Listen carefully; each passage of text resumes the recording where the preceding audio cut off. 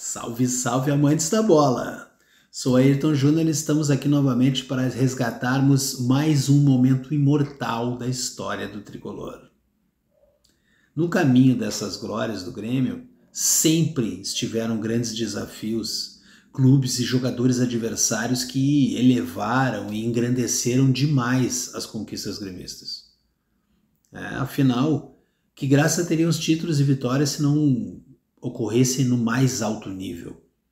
Do que valeria uma Libertadores se não conquistada diante de um timaço uruguaio? Um jogo com muita garra em casa. E o Bi da América sem meter 5 no melhor time do país naquele momento? Para que vencer um campeonato com 11 jogadores em campo se é possível, junto com a imortalidade, apenas 7 guerreiros? O Grêmio é impressionante.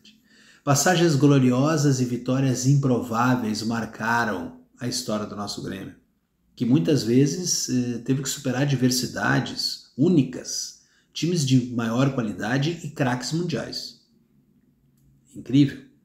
O Grêmio teve a honra, ao longo da sua história, de contar com jogadores da estirpe e da linhagem de Gessi, de Denner, de Tesourinha e até de Ronaldinho Gaúcho. Particularmente não gosto muito dele, mas entendo que jogou muito. Além, claro, de Renato Portaluppi, que fez a camisa 7 ser a mais imponente da história do clube. Mas vocês já imaginaram se a 10 tricolor tivesse sido vestida por ninguém menos que Edson Arantes do Nascimento? Sim, Pelé, o maior jogador de todos os tempos, quase foi imortal. Sabia disso? Te conto depois da vinheta.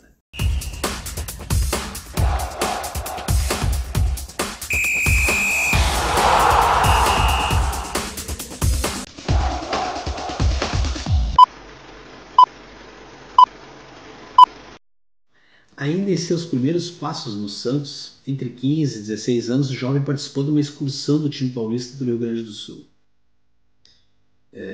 Essa excursão, feita pelo Santos, completou agora, em março de 2025, 58 anos. Imagine. O Peixe, como é chamado carinhosamente o time paulista, esteve aqui no Rio Grande do Sul, onde realizou amistosos contra o Sport Clube Rio Grande, aquele que é o clube mais antigo do país, contra o Clube Pelotas e contra o Grêmio. Muitos jogadores formados nos clubes acabavam negociados para ganhar experiência, e muitas dessas negociações surgiram nessas excursões. Essa prática quase que atingiu o garoto Edson, ou como era conhecido na sua família, Dico. Uma curiosidade, né? O Dico só foi receber o apelido de Pelé na escola, por conta da dificuldade em pronunciar o nome do goleiro Bilé, que era um amigo do pai dele. Ele tinha dificuldade e a turma começou a pegar no pé dele e acabou sendo Pelé, Pelé.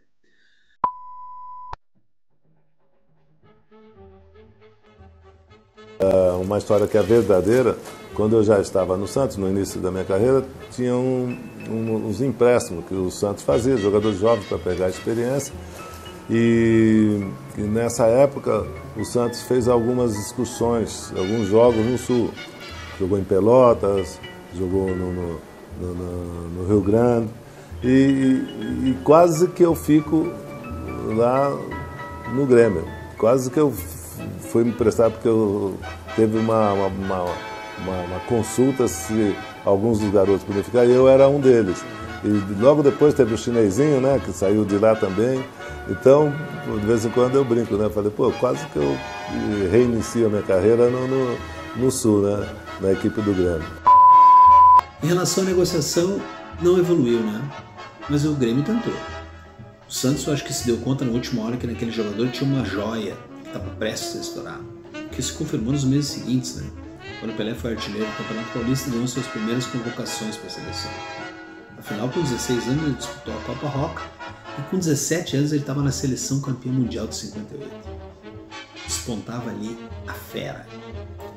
De qualquer forma, se não foi possível vesti-lo com a tricolor, foi espetacular tê-lo como adversário. O tempo foi passando, Pelé foi cada vez mais se tornando o rei e surgiram vários enfrentamentos contra o Grêmio. Vários. Ao todo, Pelé cruzou o caminho do Grêmio por 15 vezes. jogando pelo Santos no período de 1957 a 1974 e marcou impressionantes 10 gols no tricolor. Porém, ao contrário do que se possa imaginar, a simples presença de Pelé não era garantia de vitória frente ao Grêmio. Pelo contrário, esses confrontos amistosos ou válidos pelo Campeonato Brasileiro, na época a Taça Brasil e antes chamava-se Robertão ou Roberto Gomes Pedrosa, tiveram enorme equilíbrio. Uma das partidas mais marcantes ocorreram em 19 de janeiro de 64, quando o Camisa 10 comandou a vitória do Alvinegro sobre o Grêmio por 4-3, pela semifinal da Taça Brasil de 1963. Mas o Rei não se limitou a ser o artilheiro da partida. Disputada no Pacaembu, o Grêmio chegou a estar vencendo a partida por 3-1, quando a Fera desencanta e marca 3 gols. 3-2, 3-3 e 4-3, virando o jogo. Para assegurar a classificação do Peixe para a decisão, Pelé teve que fazer mais do que simplesmente os 3 gols. Ele trocou a camisa 10 para a número 1. Isso mesmo, ele foi pro gol. Substituindo Gilmar, que tinha sido expulso aos 41 minutos do segundo tempo, Pelé foi pro gol e fechou o gol, fazendo 2 defesas importantes. Em todos os enfrentamentos, o Clube Gaúcho sempre possuiu em seu elenco figuras muito destacadas em todo o Brasil, como, por exemplo, o centroavante Alcindo, que inclusive atuou na seleção brasileira ao lado do Pelé, Ayrton Pavilhão, jogou com o Pelé uma temporada no Santos, e o uruguaio Atílio Gennaro Ancheta, que foi eleito o melhor zagueiro da Copa e tinha enfrentado o ex-meia na Copa de 70 no México. O Pelé sempre cruzou com o Grêmio sempre teve grandes jogadores também.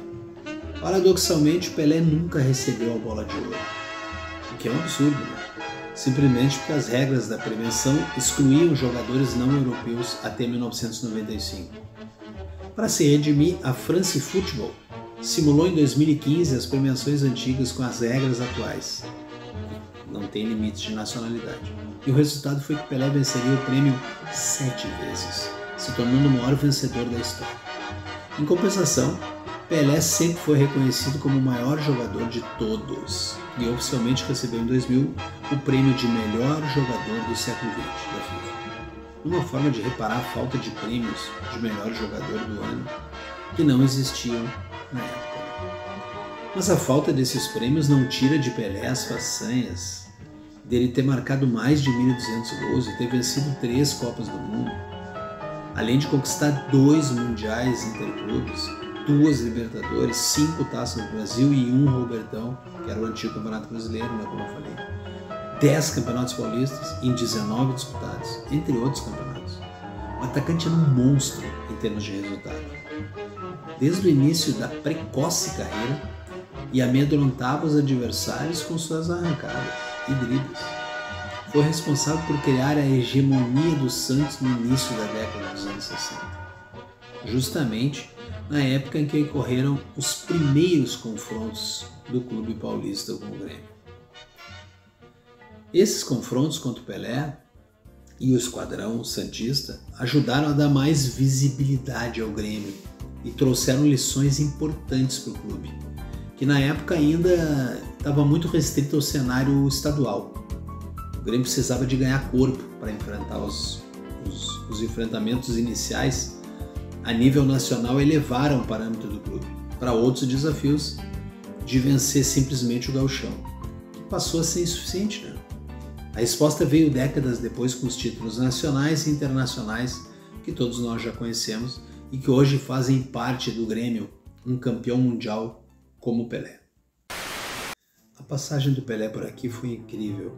O maior jogador de todos estaria presente no maior clube de todos.